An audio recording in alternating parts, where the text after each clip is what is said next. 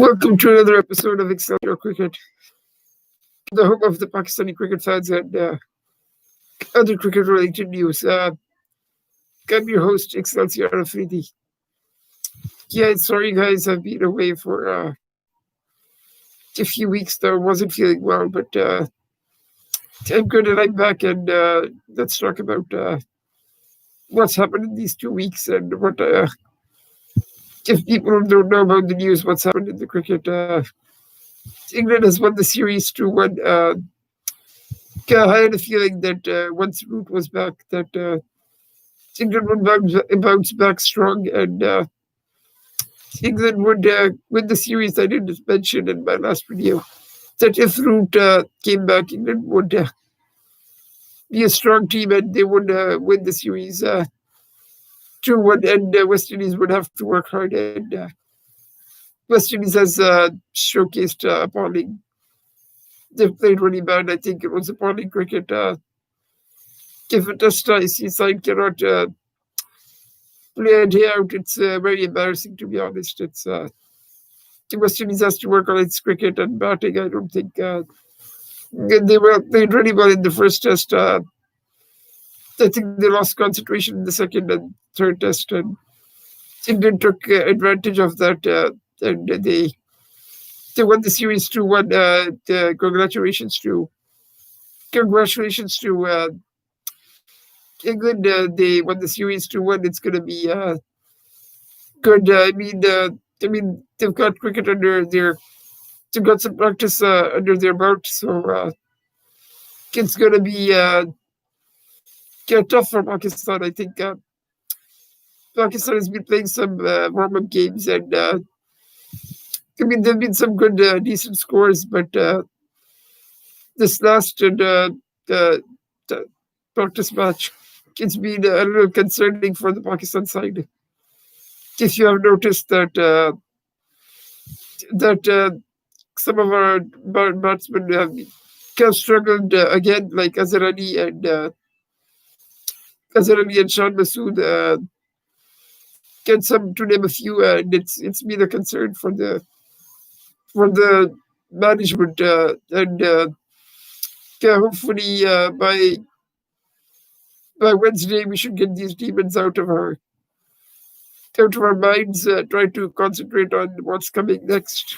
Forget about the past and try to move on and try to keep positive. I think give out a good month to practice, and it should be enough to give England some trouble and give them competition. I hope we can play better than the West Indies and show that how to bat and make sure that we play competitive cricket and it's not one-sided. And there was a news about Umar Akmal in the news that his ban has been halved. I disagree with that decision. I think Umar Akmal, he should play cricket, but not for Pakistan. I think we gave him 10 years ago. We gave him a chance, and he blew his chance. And he's not worth Pakistan cricket team's selection. I don't think he has the temperament, the skill, and even the talent. He was a very talented player, but he's thrown it away. He ruined his career. There's nobody else to be blamed other than Umar Akmal himself, and you can see the difference between Babar Azam and his Umar Akmal and Kamran Akmal. There's a big difference. Babar Azam is already breaking records, and he's showing formidable form, and he's proven that he's one of Pakistan's best batsmen of all time, and hopefully he will prove even more in these coming years. I hope he can be as same as Virat Kohli, and he can match his statistics, and as well as he can match his talent, skill, and win Pakistan more matches and show the world that Babar Azam is here, and he's here for a long time and to score big runs. So that was about Umar Akmal, so I don't think he is good enough to play for Pakistan. Shah Afridi and Tasim Shah have been bowling well, even Sohail Khan. But it's good to see that we're getting some good positive time out in the field, get some positive energy and concentrate on this series. And on Wednesday, it's going to be a comparative match. Hopefully, let's fingers crossed Pakistan is ready and no disappointments for Pakistani fans. And yeah, it's going to be awesome. So let's talk about England's 2-1 series win and regaining the Wisden Trophy, Wisden Cup.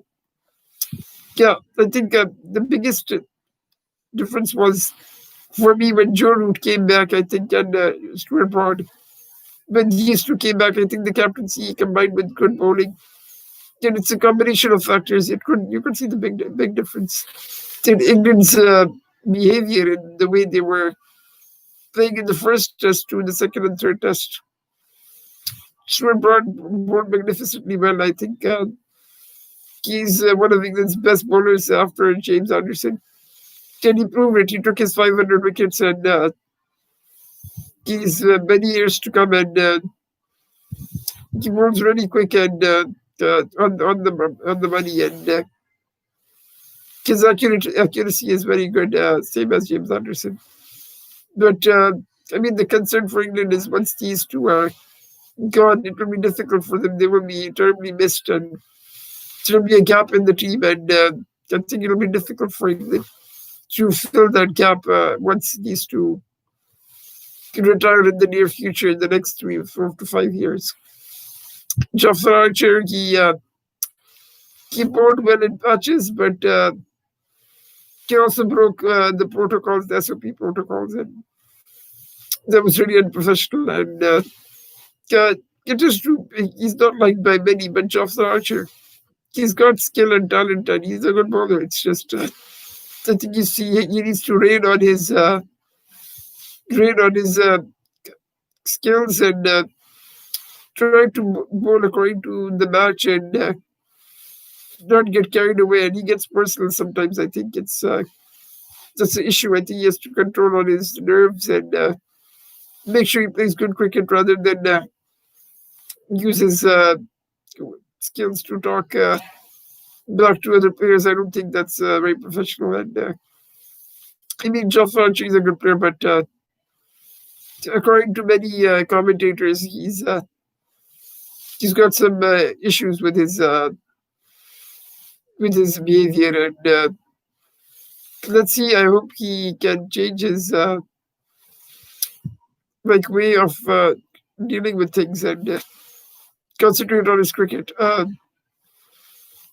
Ben Stokes, he was the highest run scorer and the highest wicket taker, I think, of the series and the man of the match. Sorry, not man of the match. I think he was man of the series, maybe. I think, I'm not too sure. It might be Broad. Yeah, it's that was another big difference between the two teams. There was one player who was able to carry the runs and make the runs in the middle, and make sure that he could be in the middle at times. And if you remember in the first test, he couldn't make a big score. I think it was due to the pressure, and that pressure was taken off. Once Joe Root was back in the team, he was able to play without any pressure and play his natural game, and he did well. And he bowled, he batted, and he fielded well as well. And it's been a major thing for England. And Joe Root, as a captain, he has shown that he has the ability to lead the side as compared to Ben Stokes. And Joe Root also played well. And for West Indies, I think in the second test as well as the third test, they had some crucial moments in the match where the match could go either side. Like when in the third test, when I think England was 275 for 8, they could have cleaned that they could have got those wickets on Broad and Bess, and it should have made a difference of 70, 80 runs. But I don't know if you should have been able to chase those runs the way they were batting, and lack of concentration. And I think that cost West Indies the series. And they're 1-0 ahead, and they should have kept that way and made sure that they could draw the second or third test. And they were unable to do that. And I think it's a lack of financial support from the ICC to teams like the West Indies who are struggling. And I think they need to find some ways to better distribute the revenue of the ICC. It's a little bit of an unfair advantage that the ICC has given to many teams like India, England, and Australia. And I think if they can evenly distribute the revenue, I think that's going to make a big difference to some of these teams in some of these lesser like teams with lesser finances. I think that's going to make a difference. England, they bounced and they came back and they won the series 2-1. Credit goes to them. And I think from both the sides there was some lack of concentration, as well as there was some bad fielding, you have to say. And some decisions by the umpire was questionable. I think these umpires are relying too much on the DRS, and they should think about keeping the concentration up, especially in these matches. And I think it's a shame that the umpiring was very bad. It was the standards of umpiring was bad, and as well as the fielding. I think due to this situation, the Corona situation, it's the players are still not out of this pandemic mode, which I call. So yeah, it's West Indies disappointing cricket. It was appalling. The lack of concentration was the factor which I didn't really like, and I think the first test was an amazing match for West Indies, but they couldn't continue with the momentum. And Pakistan, I have a special message to the Pakistanis. I think, please don't disappoint us, and make sure that you don't have lack of concentration, and you make sure you are vigilant and you try to keep active, and your mind should be always on. I just hope we can play well and not lose wickets like the West Indies did. And I think that's going to be the main thing to take away from the test series between England and the West Indies: the lack of concentration. And if we can apply ourselves and bat long periods of time, bat a long period of time, and make sure we don't have capitulation, or capitulate like for 30 runs and all out, 50 runs all out.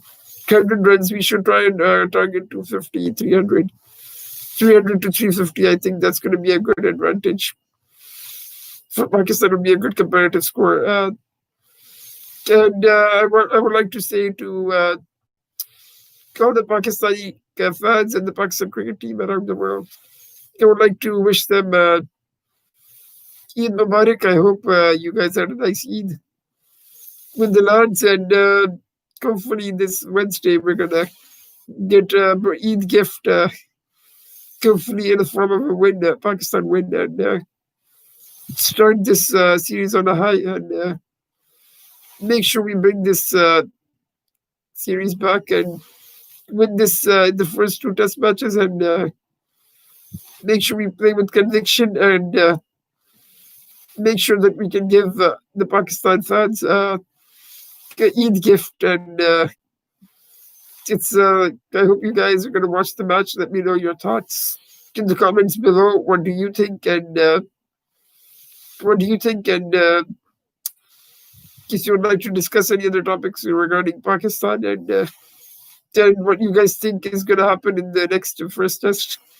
And let me know your thoughts and get back to me. I'll get back to you, and I'll try my best to answer your questions. And let me know which is your best cricket ground, your favorite cricket ground, and then let me know what you think is going to happen in this first test. And also remember to leave a like and subscribe to our channel. We hope to make this channel into something amazing for the fans, and we can keep on doing this work and make sure this channel can become even better. And thank you for watching. Don't forget to leave a like and subscribe to our channel. I'm your host, Hexcelsior Afridi. Until next time, bye.